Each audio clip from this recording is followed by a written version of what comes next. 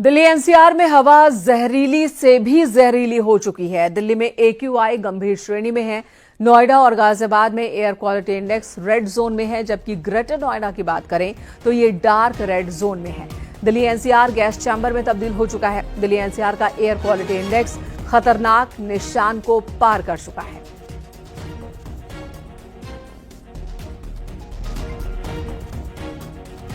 तो दिल्ली एनसीआर की जो मौजूदा स्थिति है बहुत ही खतरनाक है। जहरीली हवा से लोगों को जूझना पड़ रहा है। प्रदूषण का स्तर बढ़ता ही जा रहा है और जैसे ही हवाओं की रफ्तार धीमी हुई, प्रदूषण का स्तर बढ़ गया, क्योंकि तेज हवा में यही पॉल्यूशन आगे बढ़ जाता था। लेकिन जैसे ही हवा की रफ्तार धीमी पड़ी है, ठंड बढ़ी है, पॉल्यूशन भी बढ़ गया है, जिसकी वजह से लोगों की परेशानी बढ़ गई है।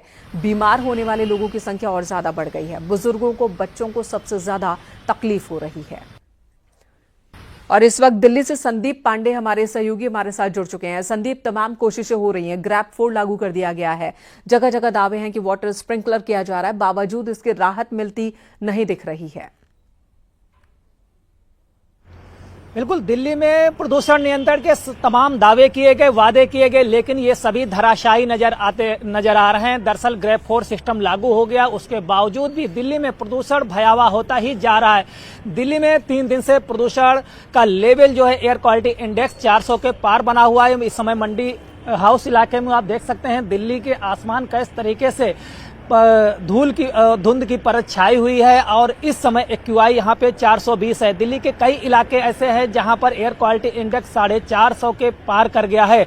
ये स्थिति तब है जब दिल्ली में ग्रेप 4 सिस्टम लागू है और डीजल वाहनों का यहाँ पर आना प्रतिबंधित, खासकर जो BS4 डीजल वाहन है उनको दिल्ली में बैन लगा दिया गया, वो एंट्री नहीं कर सकते हैं। इसके साथ ही जो निर्माण कार्य हैं वो भी पूरी तरीके से बंद है। वो सभी कार्य यहाँ पे पाबंद कर दिए गए हैं जो कि प्रदूषण के लेकर कारक हैं।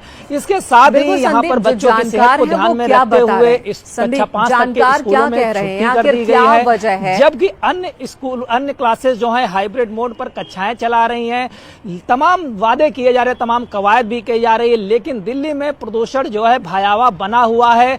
यहाँ पर एयर क्वालिटी इंडेक्स 400 के नीचे पिछले 3 दिनों से नहीं आ रहा है। पिछले बिल्कुल संदीप, लौटेंगे आपके पास। गाजियाबाद से अमित राणा भी हमारे साथ जुड़ चुके हैं। अमित का भी रुख कर लेते हैं। अमित, गाजियाबाद की भी स्थिति वही है जो दिल्ली की है। पूरा दिल्ली एनसीआर ही है, इस वक्त गैस चैम्बर के अंदर बंधा हुआ है, घुटन महसूस कर रहा है। जानकारी इसकी वजह क्या बता रहे हैं? क्योंकि ग्रेप 4 हो, ग्रेप 2 हो, ग्रेप 3 हो, जब जब जरूरत होती है उस हिसाब से नियम लागू कर दिए जाते हैं, बावजूद इसके पॉल्यूशन पर कंट्रोल नहीं है। इसकी वजह क्या बता रहे हैं जानकार?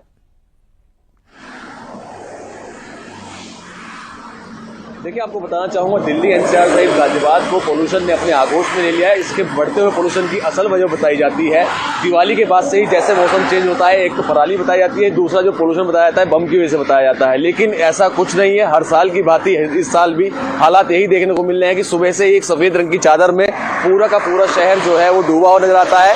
हालांकि जो जानकार हैं उनके मुताबिक बढ़ते हुए पोल्यूशन की जो वजह है वो वाहनों को भी बताया जाता है, जिसके चलते ग्रेप 4 भी लागू कर दिया गया है। ग्रेप 4 के तहत ही जो 10 साल पुराने डीजल के वाहन है वो बंद कर दिए गए हैं। जो 15 साल से ज्यादा पुराने पेट्रोल के वाहन है उनको बंद कर दिया गया है। एहतियातन जो कंस्ट्रक्शन साइट्स हैं उनको भी बंद कर दिया गया है। इतना ही नहीं, जो इंडस्ट्रीज हैं, जितनी भी इंडस्ट्रीज जो डीजल या कोयले से चलने वाली हैं उनको भी बंद कर दिया गया है। CNG और PNG पे चलाने के लिए उनको कहा गया है। तमाम तरह की कंस्ट्रक्शन पर भी रोक लगा दी गई है। स्कूल जो है, अगर हम बात करें, स्कूल गाजियाबाद जिलाधिकारी ने स्कूलों को भी टाइमिंग चेंज कर दी है। बावजूद उसके लगातार पोल्यूशन का स्तर बढ़ता जा रहा है। ये पहली मर्तबा ऐसा नहीं हो रहा है।